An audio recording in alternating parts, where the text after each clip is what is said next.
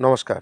সরকারি কেন্দ্রে আপনি যদি ধান বিক্রি করতে চান, তাহলে আপনি কিভাবে সরকারি কেন্দ্রে ধান বিক্রি করতে পারবেন? সেই জন্য আপনাকে রেজিস্ট্রেশন করতে হবে। গভর্নমেন্ট অফ ওয়েস্ট বেঙ্গলের পোর্টালে আপনাকে রেজিস্ট্রেশন করতে হবে। সেই রেজিস্ট্রেশন পদ্ধতি এবং সেই রেজিস্ট্রেশন পদ্ধতির সঙ্গে আপনাকে ডকুমেন্টস আপলোড করতে হবে। সেই ডকুমেন্টস আপলোড পদ্ধতি, কোন অ্যাকাউন্টে আপনি টাকা পাবেন, সমস্ত তথ্য এই ভিডিওতে পাবেন। এবং যদি চ্যানেলে নতুন হয়ে থাকেন, গুরুত্বপূর্ণ ভিডিও পাওয়ার জন্য চ্যানেলটিকে সাবস্ক্রাইব করে দেবেন। যদি ভিডিওটি ভালো লাগে, ভিডিওটি লাইক করে দেবেন এবং বন্ধুদের মধ্যে শেয়ার করে দেবেন। অ্যাট ফার্স্ট ePaddy.wb.gov.in এই ওয়েবসাইটে আপনি চলে আসবেন। এই ওয়েবসাইটে প্রথমত আপনাকে রেজিস্টার করতে হবে বা রেজিস্ট্রেশন করতে হবে। এই পোর্টালে যখন রেজিস্ট্রেশন হয়ে যাবে, তখন আপনি সরকারি কেন্দ্রে আপনি ধান বিক্রয় করতে পারবেন। তাই রেজিস্ট্রেশনের প্রক্রিয়াটা আপনাদের দিকে বলছি। দেখবেন বাম দিকে লেখা রয়েছে ফার্মার সেলফ রেজিস্ট্রেশন, যে অপশানটা রয়েছে ফার্মার সেলফ রেজিস্ট্রেশন অপশানে আপনাকে ক্লিক করতে হবে এবং আপনার কাছে একটি মেসেজ শো হবে। যদি আপনার ইতিপূর্বে নিবন্ধন বা রেজিস্ট্রেশন না হয়ে থাকে, তাহলে এখান থেকে আবেদন করতে পারেন। যদি আপনি পূর্বে হয়তো আগের ইয়ারে আপনি রেজিস্ট্রেশন করেছিলেন, সেক্ষেত্রে আপনাকে রেজিস্ট্রেশন করতে হবে না। যদি একবারও না রেজিস্ট্রেশন হয়ে থাকে, তাহলে আপনাকে রেজিস্ট্রেশন করতে হবে। দুটো প্রকারের রেজিস্ট্রেশন হয়, যাদের কৃষক বন্ধু আছে এবং কৃষক বন্ধু নেই। বেশিরভাগ কৃষকের কৃষক বন্ধু আছে এবং দুটো প্রক্রিয়াই আপনাদের দিকে আমি দেখিয়ে দেব। এখানে লেখা রয়েছে আপনি কি কৃষক বন্ধু প্রকল্পে ইতিমধ্যেই নথিভুক্ত। এখানে আপনার যদি কৃষক বন্ধু প্রকল্পে নাম থাকে, তাহলে আপনি ইয়েস করবেন, নতুবা নো করে দেবেন। যদি ইয়েস করেন, তাহলে search by Aadhaar number, EPIC number, KBID. EPIC number হচ্ছে ভোটার কার্ড নাম্বার। আমার কাছে কেবিআইডি আছে। কেবিআইডি কীভাবে পাবেন সে সংক্রান্ত ভিডিও আমি আই বটনে দিয়ে দেবো, আপনি দেখে ওখান থেকে কেবিআইডি পেয়ে যাবেন। কেবিআইডি এখানে দিয়ে দেবেন। কৃষক বন্ধুতে খুঁজুন অপশানে আপনি ক্লিক করবেন। দেখবেন আপনার নাম এখানে শো হচ্ছে এবং আধার নাম্বার অটোমেটিকভাবে এখানে শো হচ্ছে। আপনি আধার কার্ড নাম্বার এবং এপিক কার্ড নাম্বার বা ভোটার কার্ড নাম্বার দিয়েও কৃষক বন্ধুতে খুঁজুন যে অপশানে আপনি ক্লিক করতে পারেন। এখানে আধার কার্ড নাম্বার শো হবে। আমি ইউআইডিআই থেকে আধার প্রমাণীকরণ করার জন্য সম্মতি দিচ্ছি, চেকবক্সে ক্লিক করবেন। ইকেওয়াইসি ওটিপি অপশানে আপনাকে ক্লিক করতে হবে এবং সঙ্গে সঙ্গেই দেখবেন আপনার মোবাইলে 6টি সংখ্যার একটি ওটিপি চলে আসবে। ওটিপি দিয়ে ভ্যালিডেট ওটিপি অপশানে ক্লিক করবেন। পুরনো রেজিস্ট্রেশন প্রসেসে ছবি আপলোড করতে হতো। দেখবেন এখানে ছবিটি আধার কার্ড থেকে ফ্রেশ করে নেওয়া হয়েছে। আধার কার্ডের যেই ছবিটা আপনি দেখতে পাবেন এবং কৃষকের নাম, আধার কার্ডের নাম অনুযায়ী কৃষকের নাম এখানে দেখতে পাবেন।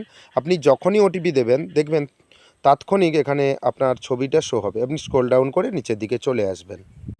নিচের দিকে চলে আসার পর মোবাইল নাম্বার যে অপশান রয়েছে, এখানে মোবাইল নাম্বার কৃষক বন্ধুতে যেটা দেওয়া ছিল সেই মোবাইল নাম্বার অটোমেটিক চলে আসবে। ওটিপি পাঠানো অপশানে আপনি ক্লিক করবেন। দেখবেন সেন্ড সাকসেসফুলি লেখা রয়েছে এবং ওটিপি দিন প্রমাণীকরণের জন্য। যেই ওটিপি আপনার মোবাইল নাম্বারে আসবে, মোবাইল নাম্বার ভেরিফিকেশনের জন্য সেই ওটিপিটা এখানে দিয়ে দেবেন এবং জেন্ডার এখান থেকে সিলেক্ট করবেন এবং জাতি এসসি এসটি আদার্স। আপনি যদি এসসি এসটি থেকে বিলং করেন, তাহলে আপনি এসসি এসটি যেটা হবে আপনি করে দেবেন। যদি এসটি এসটি বিহীন, যদি আপনি জেনারেল ওবিসি হন, তাহলে এখানে আদার্স অপশানে আপনি ক্লিক করবেন। এরপর পিতা মাতা স্বামীর নাম দিয়ে দেবেন এবং রিলেশন সম্পর্ক ফাদার মাদার স্পাউস যেটা হবে আপনি দিয়ে দেবেন এবং বাসস্থানের ঠিকানা এখানে আপনার ডিস্ট্রিক্টটা চয়েস করে দেবেন এবং তারপর ব্লক কি পৌরসভা অঞ্চলে বসবাস করেন। যদি ব্লক অঞ্চলে বসবাস করেন, তাহলে ব্লক সিলেক্ট করে ব্লকের নামটা এখানে সিলেক্ট করে দেবেন। অ্যারো চিহ্নতে ক্লিক করেই আপনাকে কাজ করতে হবে এবং পঞ্চায়েত এবং ওয়ার্ড, গ্রাম পঞ্চায়েতের ক্ষেত্রে বা পঞ্চায়েত এলাকার ক্ষেত্রে পঞ্চায়েত, পৌরসভার ক্ষেত্রে ওয়ার্ড। আপনি যদি পঞ্চায়েত এলাকা নন, তাহলে পঞ্চায়েতের নাম এখান থেকে সিলেক্ট করে দেবেন এবং গ্রামের নামটা বলে রাখি যে গ্রামের নামটা দেখবেন আপনার লিস্টে হয়তো থাকে না। আপনার নাম যদি এই লিস্টে না থাকে, গ্রামের নাম যদি না লিস্টে থাকে, তাহলে আপনি কোনো মৌজার নাম আপনি দিয়ে দিতে পারেন, আপনার মৌজার নাম। এবং তারপর পিন নাম্বার দিয়ে দেবেন, দিয়ে আপনি স্ক্রল ডাউন করে নিচের দিকে চলে আসবেন। এখান থেকে জমির তথ্য, এখানে আপনার জেলার নাম দেবেন, তারপর আপনার ব্লকের নাম দেবেন। এখানে কিন্তু জমি যেখানে আছে, হয়তো আপনার পাশের ব্লকে জমি আছে, তাই কিন্তু পাশের ব্লকেরই অ্যাড্রেস দেবেন যেখানে জমি আছে। তাই ব্লকের নাম দিয়ে দেবেন। তারপর কোন মৌজার মধ্যে রয়েছে সেই মৌজার নামটা এখানে দিয়ে দেবেন। দেখবেন আপনার জমির পর্চায় খতিয়ান নম্বর লেখা রয়েছে এবং যেই জমিতে আপনি চাষ করেন সেই দাগ নাম্বার লেখা রয়েছে, সেই দাগ নাম্বার দিয়ে দেবেন। জমির পরিমাণ এখানে দিয়ে দেবেন। মালিকানার ধরন, এটা হচ্ছে খুব ইম্পর্টেন্ট বিষয়। মালিকানার ধরন, আপনি হয়তো জানেন না যে আপনার নামে জমি নেই, আপনি কিন্তু ধান বিক্রি করতে পারবেন না। অনেকে বলবে কিন্তু আপনি ধান বিক্রি করতে পারবেন। ভাড়া জমি দেখলেন অ্যারো চিহ্নতে, ভাড়া জমি, ভাগ জমি, বিভিন্ন রকম জমির প্রকারভেদ আছে। আপনি যদি নিজস্ব মালিকানা হন, এখান থেকে নিজস্ব মালিকানা ক্লিক করে দেবেন এবং ভ্যালিডেট অপশানে ক্লিক করবেন। ভ্যালিডেট অপশানে ক্লিক করার পর আপনার কাছে দেখবেন যেই রেকর্ডভুক্ত যদি জমি হয়, আপনার কাছে সমস্ত তথ্য এখানে শো হবে। একটু ওয়েট করবেন, আপনি দেখতে পাবেন সমস্ত তথ্য। আপনি দেখে নেওয়ার পর দেখবেন নিচে ওকে অপশান রয়েছে। সমস্ত কিছু ঠিকঠাক থাকলে আপনি ওকে অপশানে ক্লিক করবেন। অনেক সময় সার্ভার ডিস্টার্বের কারণে আপনার কিন্তু রেকর্ডটা ফ্রেজ করতে পারে না, তাহলে কিছুক্ষণ পর আপনি ট্রাই করবেন, দেখবেন সমস্ত তথ্য আপনার যাচাই হয়ে গেছে। এবং ব্যাংকের খাতার তথ্য, এখানে আইএফএসসি কোড আপনার ব্যাংকের পাসবইয়ে লেখা রয়েছে। আপনি আইএফএসসি কোড দেবেন, যেই ব্যাংকে অ্যাকাউন্ট আছে ব্যাংকের নাম দেবেন, শাখার নাম দেবেন এবং খাতার ধরন এখানে ক্লিক করে দেবেন এবং খাতা নম্বর। দেখবেন কৃষক বন্ধু থেকে যেই অ্যাকাউন্ট রয়েছে সেই অ্যাকাউন্টটা এখানে ফ্রেজ হয়ে চলে এসেছে এবং খাতা নম্বর পুনরায় লিখুন। ব্যাংক অ্যাকাউন্ট নম্বর, আপনি খাতা নম্বরটা লিখে দেবেন পুনরায় এবং বেছে নিন সিঙ্গেল অ্যাকাউন্ট এবং জয়েন্ট হোল্ডার। আপনার হয়তো অ্যাকাউন্ট রয়েছে আপনার স্ত্রীর সঙ্গে বা আপনার ভাইয়ের সঙ্গে বা আপনার মায়ের সঙ্গে। যদি আপনি জয়েন্ট হোল্ডার বা জয়েন্ট অ্যাকাউন্ট আপনি দিতে চান, তাহলে আপনি জয়েন্ট অ্যাকাউন্টে ক্লিক করবেন এবং দ্বিতীয় ব্যক্তির নাম দিয়ে দেবেন যার সঙ্গে অ্যাকাউন্টটি রয়েছে। নাম দিয়ে তার সঙ্গে সম্পর্ক কী রয়েছে, স্পাউস, সন, ডটার, ফাদার, মাদার যেটা রয়েছে আপনি এখান থেকে আপনি ক্লিক করে দেবেন, যেটা আপনার সম্পর্কে রয়েছে জয়েন্ট হোল্ডারের যে নাম রয়েছে। যদি ইন্ডিভিজুয়াল অ্যাকাউন্ট হয় সেক্ষেত্রে কোনো প্রবলেম নেই। নেক্সট পয়েন্ট, নথি আপলোড বা ডকুমেন্টস আপলোড। আপনাকে প্রয়োজনীয় যে ডকুমেন্টস রয়েছে প্রমাণীকরণের জন্য আপনাকে ডকুমেন্টস আপলোড করতে হবে।